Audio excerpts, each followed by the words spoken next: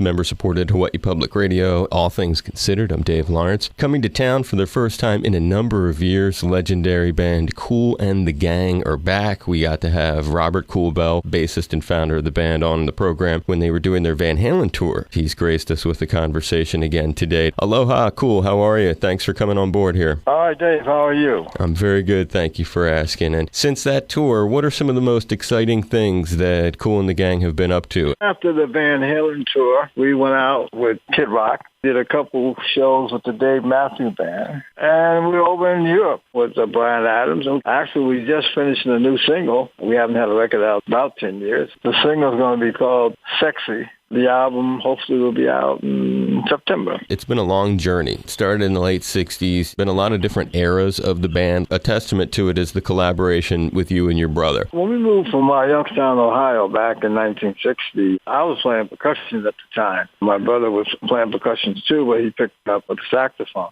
My brother used to listen to John Coltrane and Nat Adderley and a lot of the jazz artists I was listening to also, and formed the group, the Jazzy actually. That was the first influence. Explain how your sound took that turn into that psychedelic soul that was really the original foundation of Kool and the Gang. When we got involved with Soultown, now the Soultown Review was trying to be like the Motown Review. We had to learn a lot of the Motown hits at the time. One of the master of ceremonies for the Soultown Review would always fool around with my name. And one night we came into a club in Newark, and he had a poster up and had Kool and the Flames. We took on that name, but we changed that name because we had James Brown, right, the famous Flames. Right. So we didn't want to have any problems with the Godfather. So we had just met our first real manager, and his name was Gene Red. We tried to come up with different names. So why don't we just call it Kool and the Gang, man? It seems like the sound is a mixture of jazz and funk, inspired by James Brown and Motown. Our first record was called Kool and the Gang. Came out July 3rd, 1969. Let the music take your mind. Yeah, let the music take your mind. Funky Man. Music is the message.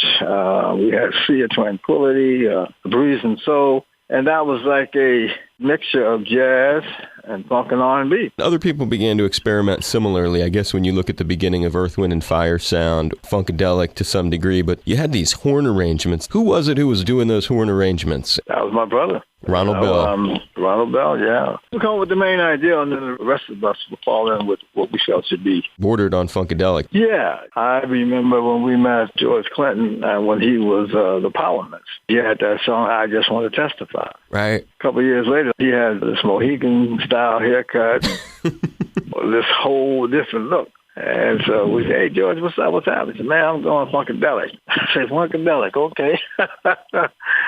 So he started putting together this whole Parliament funkadelic thing. A little James Brown, George, and things that he did with the Parliament. He was influenced as well, yeah. Really interesting how all you cats were kind of borrowing that psychedelic rock flavor, adding it to your thing. And Summer Madness has to be one of the greatest Kool and the Gang songs. Can you take us back to the writing process on that? And also how you developed that signature live arrangement that came to be such a part of your sound, the one from Love and Understanding. We were in the studio, and Robert Spike Mickens had this song called You Don't Have to Change. About 3 or 4 o'clock in the morning, my brother was listening to the song, and then the vamp had a certain vibe to it. He said, hey, I'm going to take a synthesizer solo over the vamp. And he saw it the next day. He played it for us. I said, wow. What are you going to call that? Well, let's just call it Summer Madness. Because it happened in summer, and it was an experiment with the synthesizer at the time. They were just coming out. We didn't really know what type of hit was going to be. It turned around to be a big record for us. You're right about the keyboards were very pioneering, super psychedelic, note-bending kind of sound that he was coming up with. Then the live arrangement. Who did those vocals? We had 4 girls with us. They went by the name of Something Sweet. My brother had this idea, along with George Brown and myself and Charles Smith, to add the girls to the track. Because when we were in London, we played Summer Madness, and then we had a swing part. The same girls that ended up singing Ladies' Night. Was that just for that one gig? That was from that one gig, and then we added it to the show. Was almost like you were doing it in the studio, but live, because it was a brand new arrangement to have those girls doing that. Right. Almost eclipsed the original. Oh, yeah. Radio definitely was loving it, because we went from the basic Summer Madness to swing. When Pick It Up started swinging, the girl, do-do-do-do-do-do, it was just a whole different vibe happening. Yeah.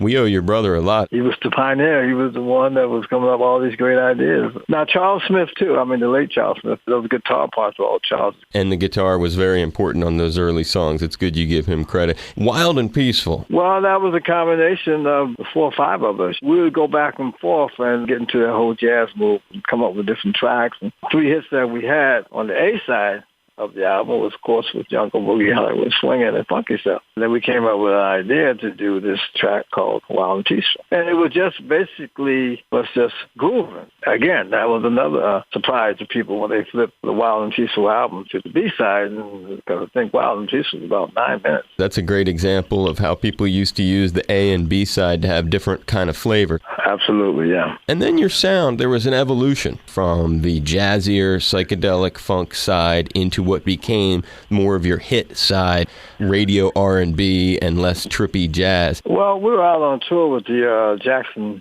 5 at the time. One of the promoters came up to us and said, I like what you guys are doing on the tour. You guys ever thought about getting the lead singer?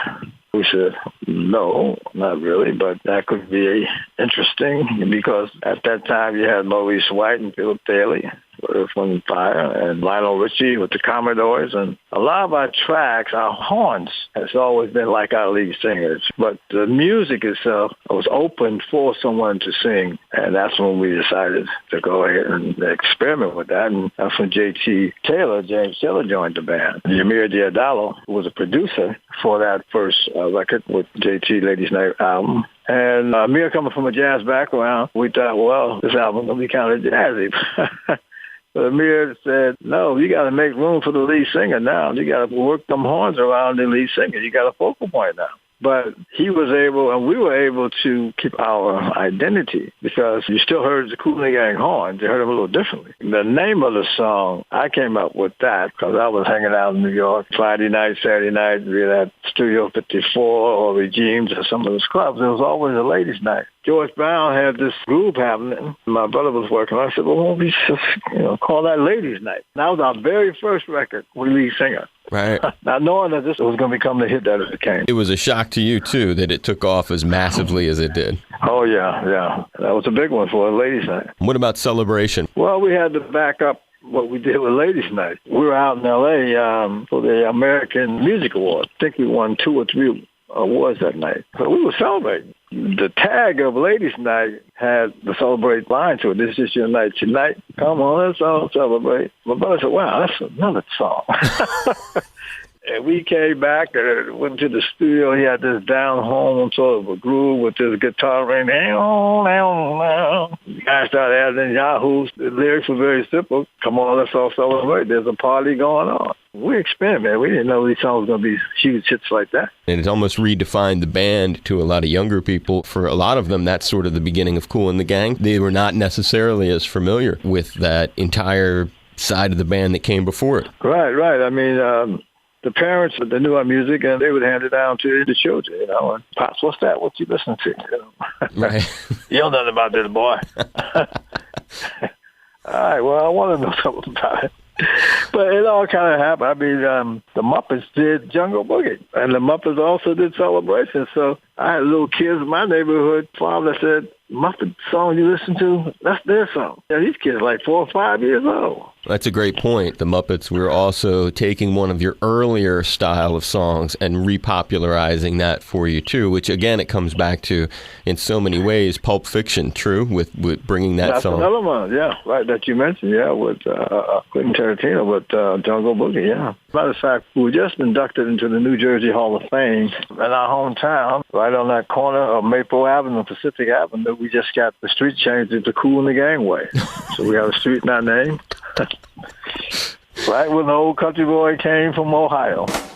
tribute to what you guys have done. It's Robert Kool Bell, founder, bassist, Kool and the Gang. They're back in town next week, Blaisdell Concert Hall on Tuesday. Great time talking to you again, and hope you enjoyed it. You dug deep. That's good. All right, Dave. Stay safe. I'll see you soon. Okay, then. Take care. You too. Aloha. It's Robert Kool Bell from Kool and the Gang. You're in a great place with my friend Dave Lawrence on HPR. They get down.